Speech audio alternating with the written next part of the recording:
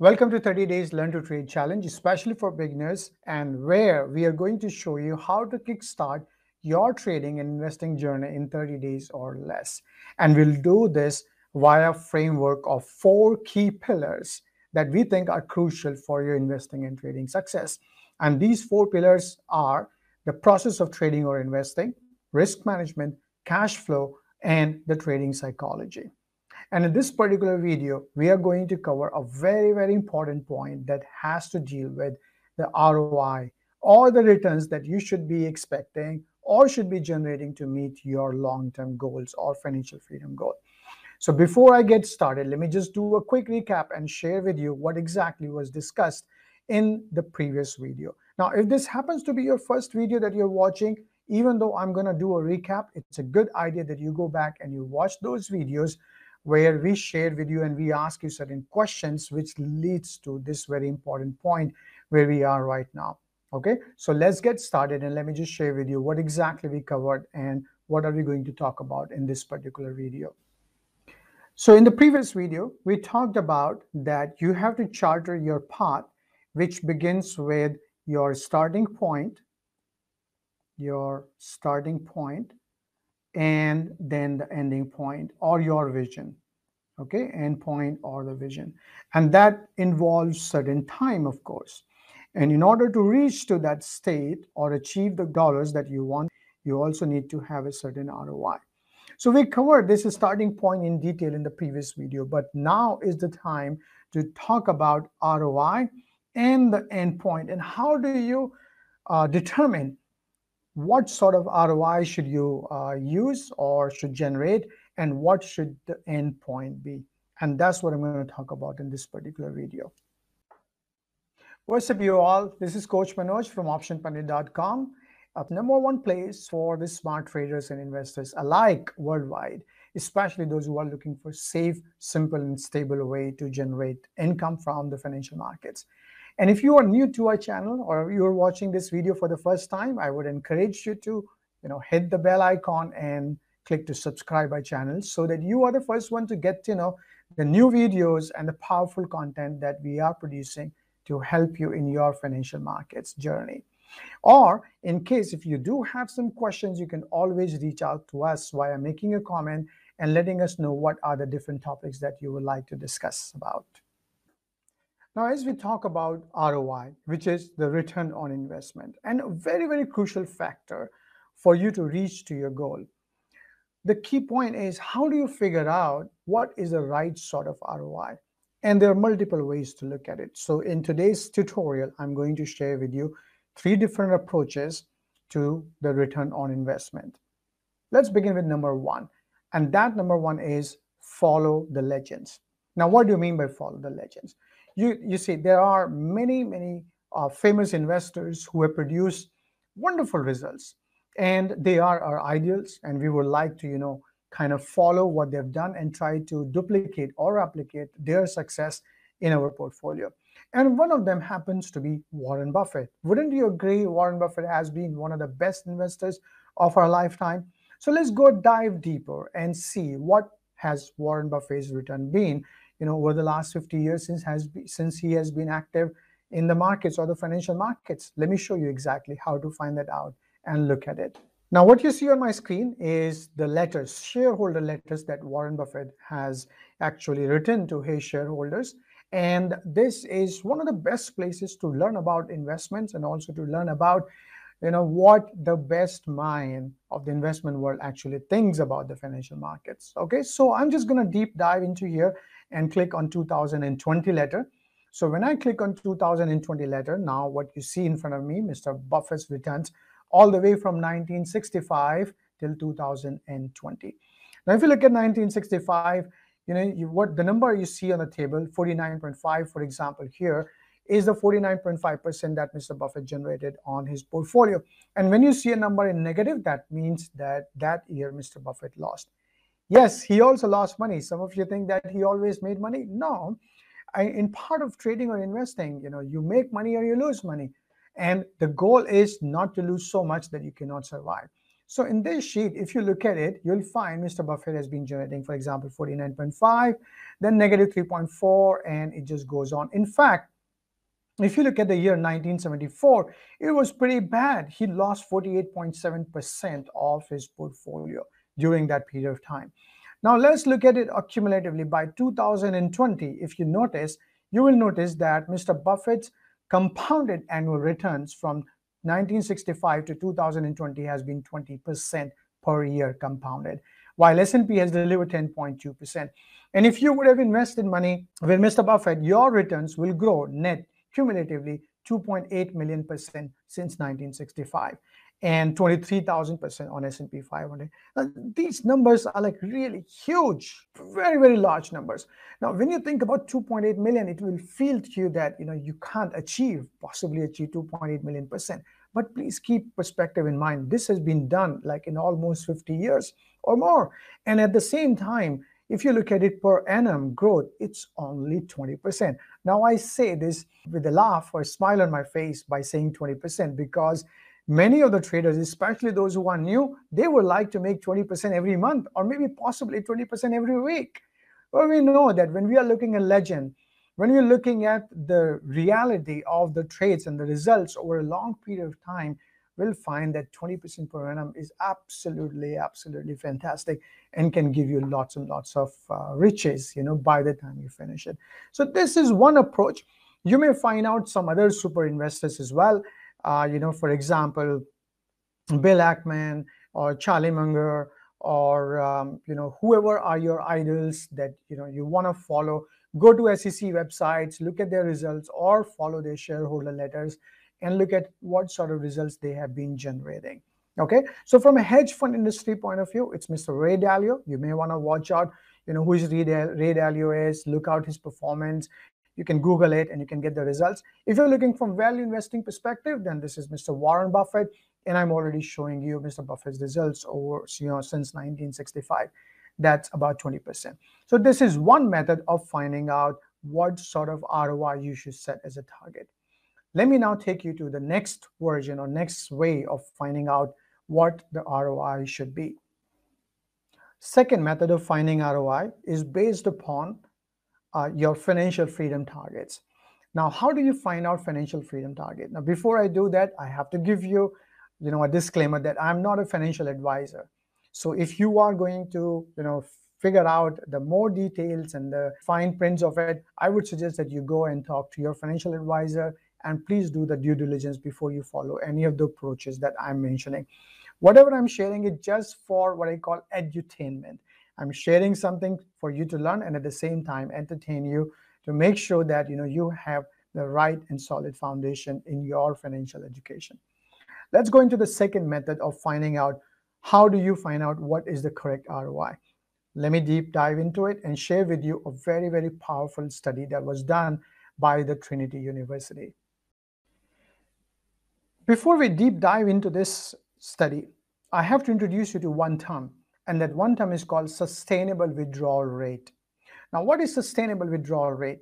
It is a method by which retirees can determine how much money they can withdraw from their accounts or portfolios each year without running out of money before the end of their lives.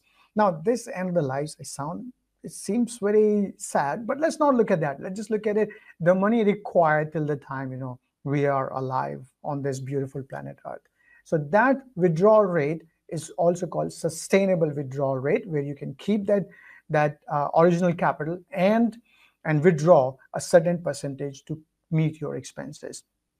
So this study, which was done by Trinity University, was fantastic. And I have provided a link for that study into the description. You can download that study if you would like to go through more details. But that study in a nutshell was saying that a portfolio is deemed a success if it completes the payout period with a terminal value that is greater than zero. Using historical financial market returns, the study suggests that a portfolio of at least 75% stock provide 4% to 5% inflation adjusted withdrawals. Now, it may sound a little technical, but I'm going to break it down for you so you understand exactly how this study is useful and how you can implement that in your ROI calculation. So, bear with me. Let's go through some numbers and let's really understand the implication of this. Okay, what you see on my screen now is an Excel table that I just prepared to give you an idea on how to think about your financial freedom simulator. So this 4% withdrawal rate was suggested by that study. So now let's look at an example here. Let's say your current monthly income is say $5,000, or let's just keep it 10,000 itself, and we just follow that study. And your monthly expenditures are 8,000, which means that you are actually effectively saving 20% of it. Maybe some other things are being done, but you can lead it to the 1,000 or 2,000. Doesn't really matter. Okay, so you have got current monthly income, and then you have some expenses. So when we retire, typically they would suggest that you assume 80% of the current. Now some may say that's too much, but don't forget there will be inflation from now till the time we are going to retire. So just assume maybe around 80% of the current expenditure to be your expenditure at that point of time. So what this study said was that whatever your expenditure are, you just divide that by 4%. Now that's where the withdrawal rate comes out to be. If you do not believe in 4% withdrawal rate, you can use 5%, 6%, 7%, whatever makes more sense to you. Then you need to divide your expenses by 4%. And simply that is what your financial freedom number really becomes. So in this case, if I look at $76,000 and divide that by 4%, 76,800, excuse me, divide by 4%, that gives you $1.9 million. That is what you would need in order to call yourself financially free. Now, these numbers will vary, and some of the people may say, oh, I would never be able to achieve that targets and so on. So you just tell them, shut up. Let me just go through step by step, document my process. Let me understand this first, because you know what? I'm smart and I can figure out how to get this thing done. And I will also show you along the way how to vary your ROI. So leave that question aside for now. As a student, just go through and understand the key elements for your success. So once you figure out that this is your financial freedom target, you also look at your current savings and whatever your monthly savings are. Now, based upon that, you also factor in, look at whatever the ROI is currently on your funds. Now, if I assume some of the developed market where we get about annual ROI of 1%, that will say that it's going to take 158 years to reach to their financial freedom target. Of course, you will be lucky enough to live 158 years. And I don't think I'm going to live for 158 years. So the question is, how do I reach to my target? And here, if you look at it, you will find that the key variable here is what is the ROI assumption that we have used. So if I take you into this table further again, and if you look at this 1%, it tells you, this will take 158%. But if you change that target to maybe like, let's say, your monthly option, I'm just assuming 1% here, that takes you to 12.6% ROI per year. Now, I would safely say that 12.6% per year may still be a good target. And let's see if we are able to achieve that. So I've done that calculation also at the bottom. And you will notice that by the time, if I use this capital and I keep on growing and keep on adding this 1,000 additional savings to this goal, in about 23 years, I should be able to achieve my targets running through those numbers, because that comes out to be 12.68 cumulatively. And if I compound it and let the power of compounding work, I should be able to reach my target in 23 years. Now, it depends on when do you need the financial freedom or financial independence. If you say that you need in 30 years, then this 23 year definitely means your target. But if you want that to be happening in, say, 10 years, then you know that this target will not be hit or is not going to be meeting. So this is one way that you can play around iterations. This is a simple spreadsheet. You can put this together. There's no rocket science involved in this. Just a simple calculations in and around how much money to generate and what sort of money you will have by the time you finish your compounding. So this is the second method of figuring out and doing the alterations to look at what ROI you should be looking at. And by the way, we are getting really intense into the discussions, and I hope you're enjoying it. If you're enjoying it, make sure you hit some like, send us some love, and spread these tutorials to your friends, share with them so that they can also benefit. This was the second method of figuring out what sort of ROI or return on investment you should have. Now, let me share with you the third and one of the most mind-blowing way to think about the ROI. Are you ready for the third one? let's get to that as well.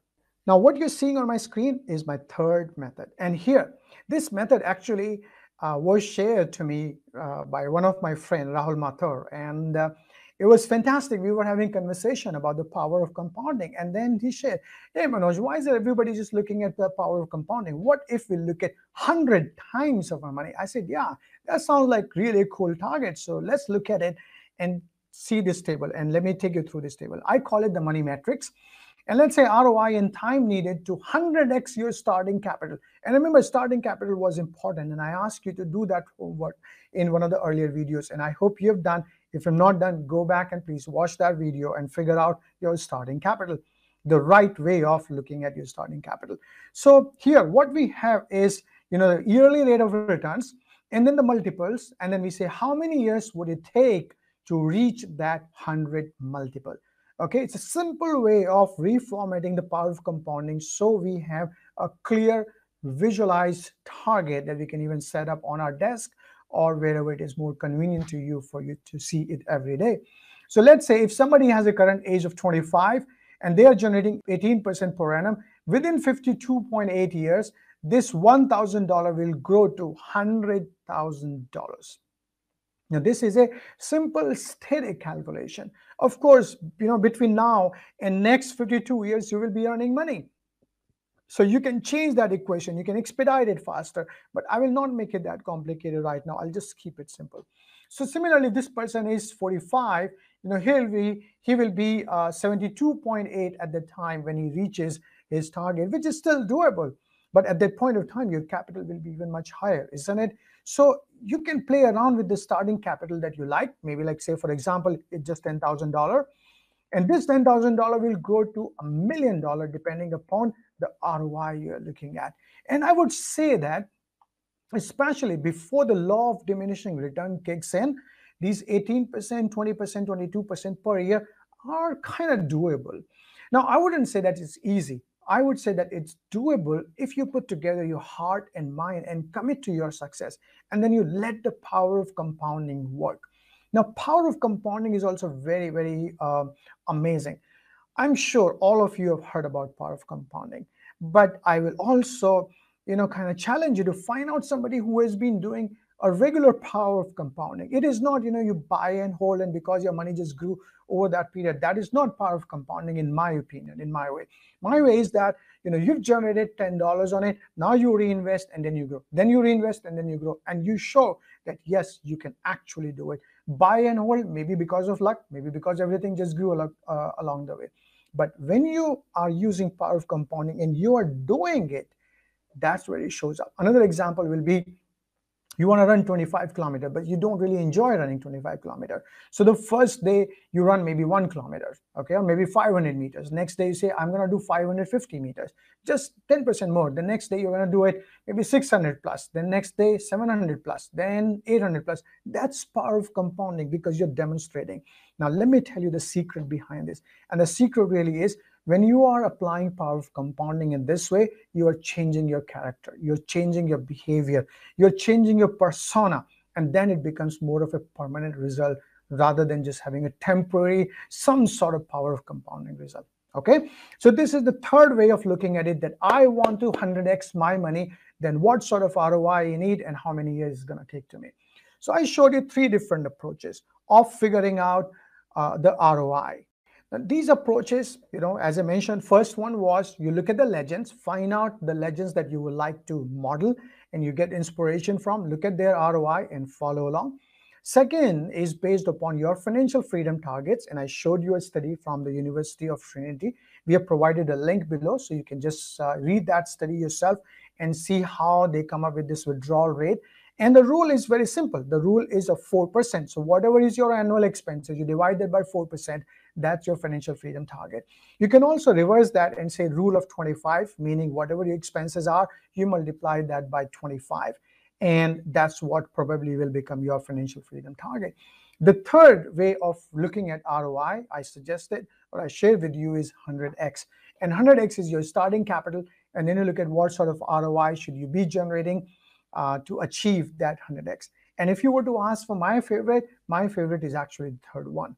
which is the 100x of your capital. That's what you should be looking at, and see how you can grow it.